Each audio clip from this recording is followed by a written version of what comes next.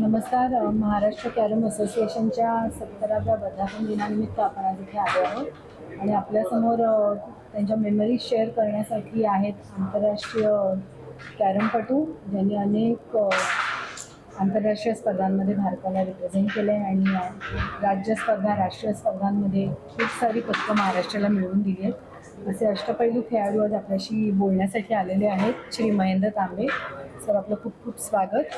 आणि आपल्याकडनं थोडक्यात खूप गोष्टी आम्हाला जाणून घ्यायच्या आहेत की आपल्या पहिल्या स्पर्धेचा अनुभव कसा होता. मी तुमच्या प्रश्नाचे उत्तर देण्याच्या अगोदर मला सर्व खेळाडूंचं महाराष्ट्र कॅरम संघटनेचं अभिनंदन करायचं आहे, कारण 70व्या वर्षी पदार्पण केलं आणि या खेळाला स्पर्धात्मक स्वरूप देणारे आमचे मुख्तार अहमद यांनी या स्पर्धेला स्वरूप दिलं, स्वतः नियमावली बनवली आणि आज इथपर्यंत 70 वर्षापर्यंत कॅरम पोचला.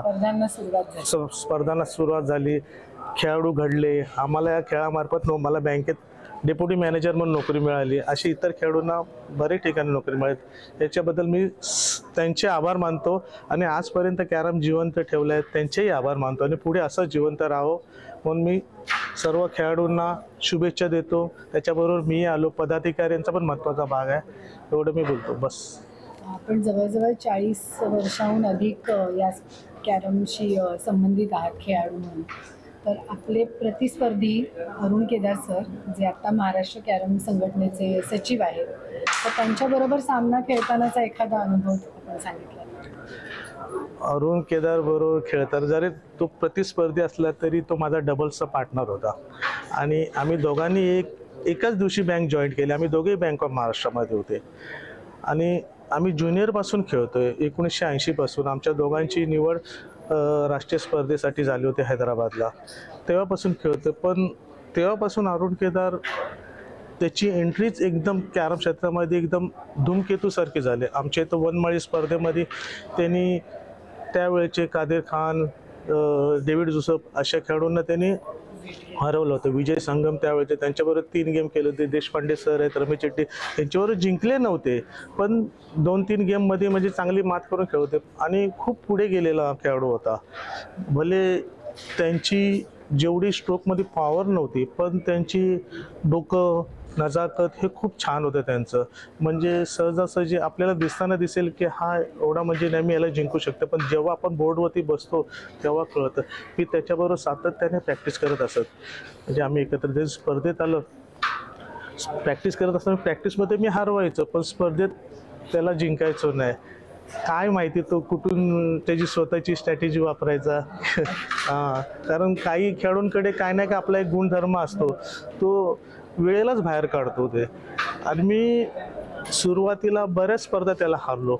कालांतराने मी एखादी स्पर्धा 2-3 स्पर्धा जास्त जिंकलो नाही पण जिंकलो त्याला. असे मोजून बोर्डावर मोजण्यात 3-4 वेळा जिंकलं पण त्यांनी मला 15-20 वेळा हरवलं आहे. असं आहे. म्हणजे त्याच्याबरोबर खेळणं म्हणजे एक प्रश्न पडायचा, म्हणजे झोप उडायची. मी कुठलीही स्पर्धा खेळताना 15-20 दिवस अगोदर तयारी करतो स्पर्धेची. आता प्रत्येकांना माहिती पडतं की आता ह्या ठिकाणी स्पर्धा आहे. स्पर्धा खेळायच्या अगोदर मी या स्पर्धेचं चित्र मी माझ्या डोक्यात आणायचो की ही स्पर्धा मी खेळतोय, मी हॉलमध्ये एंट्री करतोय, ही स्पर्धा मी जिंकतोय. मी मनाची खूप तयारी करतो. 15-20 दिवस अगोदर मेंटल 15-20 दिवस अगोदर करायचो.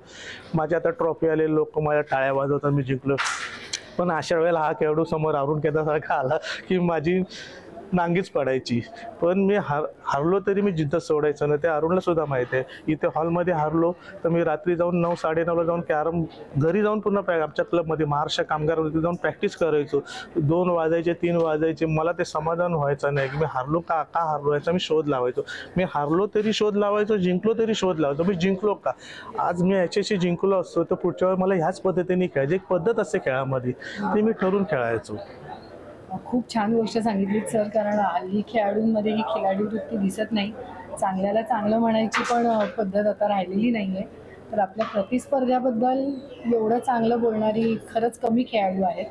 तुमच्याकडनं ऐकून ते खूप छान वाटलं.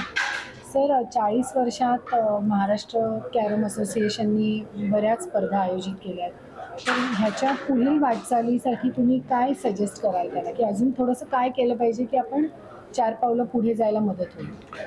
आम्ही ज्या वेळेला खेळत होतो त्यावेळेला जेमतेम 6-7 टुर्नामेंट व्हायच्या जिल्हास्तरीय आणि ऑल इंडिया वगैरे पकडून असे 7 होतात.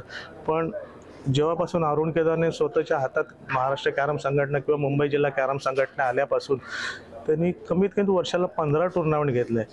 म्हणजे खेळाडूला आहे ना, जो चांगला खेळाडू त्याला घरी प्रॅक्टिस करायची गरजच नाही. म्हणजे टुर्नामेंटची प्रॅक्टिस ही खूप महत्त्वाची असते. आणि एवढ्या स्पर्धा कुठल्याही खेळामध्ये होत नाही. टेबल टेनिस ही मी बघायला जातो, इतर खेळी बघायला जातो, कबड्डीवर, पण 15-15 टुर्नामेंट राज्यस्तरीय म्हणजे आणि प्रत्येक महाराष्ट्राच्या कानाकोपऱ्यात मग ही शक्य नाही.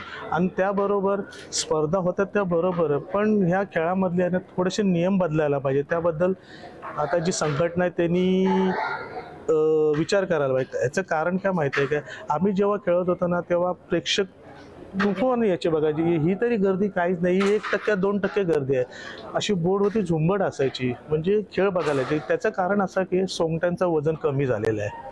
सोंगट्यांचं वजन कमी आहे. सोंगट्यांचं वजन 5 ते 5.5 ग्राममध्ये आणि आम्ही जेव्हा खेळायचो ना सोंगटी 6 ते 6.25 ग्राममधली सोंगटी असायची आणि स्ट्रायकरचं वजन 15 ग्राम असायचं. आजही स्ट्रायकरचं वजन 15 ग्राम आहे आणि सोंगटी 5.25 ग्रामची आहे.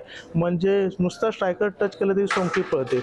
आणि विशेष म्हणजे माहिती आहे काय, महाराष्ट्र कॅरम असोसिएशन किंवा ऑल इंडिया कॅरममध्ये एक नियम बदलावा लागेल. हा फ्रेमचा स्ट्रोक आहे ना हा खूप जास्त आहे स्ट्रोक. आम्ही त्यावेळेला माझी हार्ड ग्रीप आहे, माझ्यासारखे हार्ड ग्रीपवाले आहेत ना असे 1, 2, 3, 3.5 पर्यंत स्ट्राईक आहे. आता 7-8 जातो म्हणजे खूप स्ट्रोक झाला त्याच्यामध्ये सोंगटीमध्ये. एक तर सोंगटी हलकी आणि खूप पळते, तसं नाही व्हायला पाहिजे. तसं कमी स्ट्रोक जर कमी केला तर हा खेळ बघायला आणखी आवडेल, प्रेक्षक वर्ग येतील त्याच्यामध्ये. आणि प्लस म्हणजे ह्या फ्रेमसाठी पण संघटनेने नियम बनवायला पाहिजे.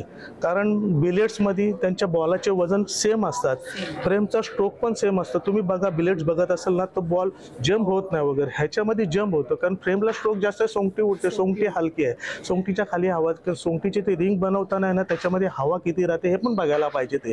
ह्या गोष्टी संघटने चेक टेक्निकली मी खेळाडू म्हणून सांगते, मी माझं मत सांगतोय त्यांनी फ्रेमचा स्ट्रोक कमी करायलाच पाहिजे. कारण मी ज्या वेळेला खेळायचो ना त्यावेळेला असं काय वाटायचं नाही की आपल्याला एक अंदाज होता, आता किती मारला तरी स्ट्रायकरचा अंदाज येत नाही. मग आपल्या मनाच्या बाहेर होती ही गोष्ट ती. Thank you sir. वर्धापन दिनाच्या निमित्ताने आपण इकडे आलात आणि खूप छान गप्पा मारल्या. खूप खूप धन्यवाद. थँक्यू.